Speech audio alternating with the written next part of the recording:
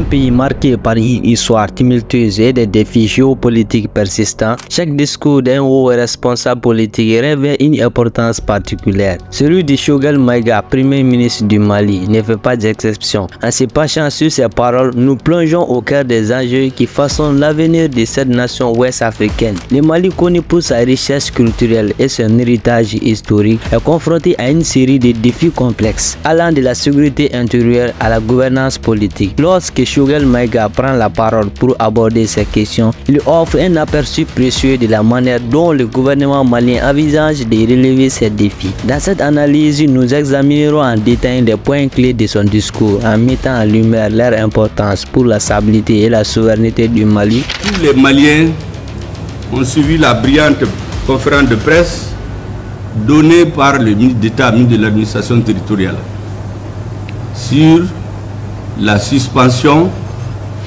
des activités des partis politiques et des activités à caractère politique des associations. Il y a une sorte de grand bruit autour de ça. Depuis hier, tous les réseaux sont inondés. Il y a des Maliens qui comprennent, d'autres ne comprennent pas, mais tous les Maliens ont besoin d'explications. Ça pour renforcer ceux qui croient déjà dans leurs convictions et pour convaincre ceux qui ne comprennent pas la portée de certaines décisions. Parce que vous savez, au Mali, on est habitué à dire la démocratie, en pensant que sous le couvert de la démocratie, tout est possible. Or souvent, c'est la démocratie qui est utilisée pour tuer la démocratie. Et c'est pour cela que le gouvernement redouble forcément de vigilance. Au Mali, en réalité, qu'on le veuille ou non, dans le débat politique, c'est dégager deux grandes tendances. Comme c'est normal d'ailleurs. Vous avez ceux qui estiment que la priorité pour le Mali, c'est le recouvrement de sa souveraineté. Il fallait donc renforcer la sécurité, renforcer les réformes et que le recouvrement de la souveraineté devienne un processus irréversible. Ça, c'est d'un côté. De l'autre côté, vous avez une partie des acteurs qui demandaient à corps et à cri de faire tout de suite des élections. Ils étaient appuyés par la communauté internationale et naturellement par la CEDEAO aussi. La suite, vous la connaissez.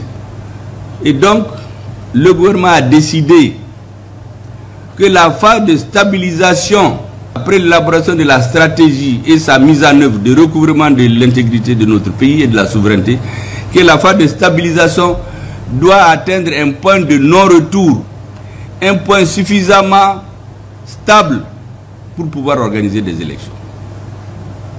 Dès que le Mali a recouvré l'intégrité de son territoire et sa souveraineté, le président de la transition immédiatement a tiré les conséquences d'ordre politique, d'ordre historique et d'ordre stratégique, qui consiste à dire qu'il ne suffit pas de conquérir par la force des territoires. Il faut la gestion.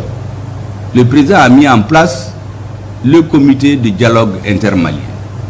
Donc, les résultats du travail de ce comité, plus l'atteinte du niveau de stabilisation de la souveraineté du pays, sont les conditions sine qua non pour fixer la date d'une élection. Et donc, pendant que ces deux processus sont en cours, les Maliens doivent comprendre que l'existence de notre nation doit nous conduire à aider ces deux processus à arriver à leur terme. Ceux qui sont décidés à faire en sorte que le processus de recouvrement de la souveraineté du Mali arrive à un point de non-retour avant d'arriver à quoi que ce soit, que le dialogue intermalien dépose ses conclusions auprès du chef de l'État, parce que c'est une sorte d'assise bis, et que c'est la combinaison de ces deux solutions qui permettront au gouvernement de décider quand est-ce qu'il doit aller aux élections. Ça, c'est une partie des Maliens. Mais il y a d'autres qui, dès le départ, ont dit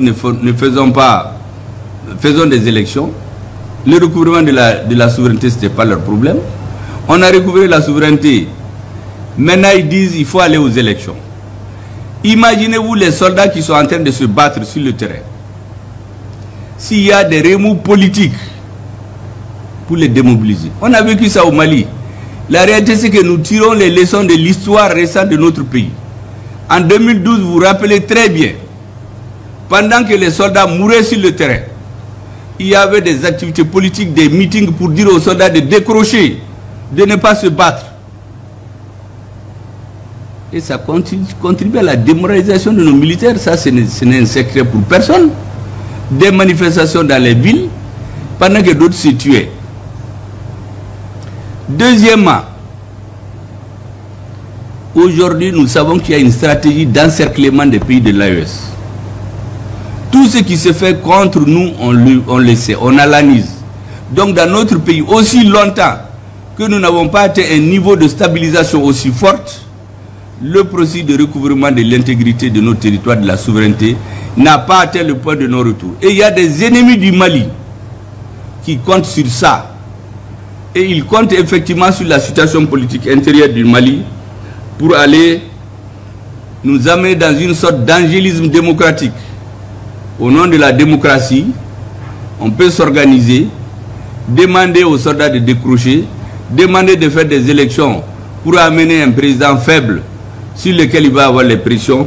Or, l'équipe actuelle qui est là travaille dans l'intérêt de la... Pour comprendre les défis actuels du Mali, il est essentiel de replacer les pays dans son contexte historique et géographique. Le Mali, berceau de grandes civilisations telles que l'Empire du Mali, a longtemps été un carrefour culturel et commercial en Afrique de l'Ouest. Cependant, les tensions internes et les pressions externes ont souvent entravé son développement. En soulignant cette histoire mouvementée, Choguel Maïga met en lumière les racines profondes des défis auxquels le Mali est confronté aujourd'hui. La divergence des opinions au sein de la classe politique malienne reflète les différentes visions de l'avenir du pays. Certains insistent sur la nécessité de prioriser la sécurité et la souveraineté nationale avant de se lancer dans des processus électoraux. Ils arguent que les élections précipitées pourraient compromettre des progrès réalisés dans ces domaines. D'autres, soutenus par la communauté internationale, appellent à des élections rapides comme moyen de restaurer la légitimité démocratique du gouvernement. Cette tension entre la nécessité de consolidation et l'impératif démocratique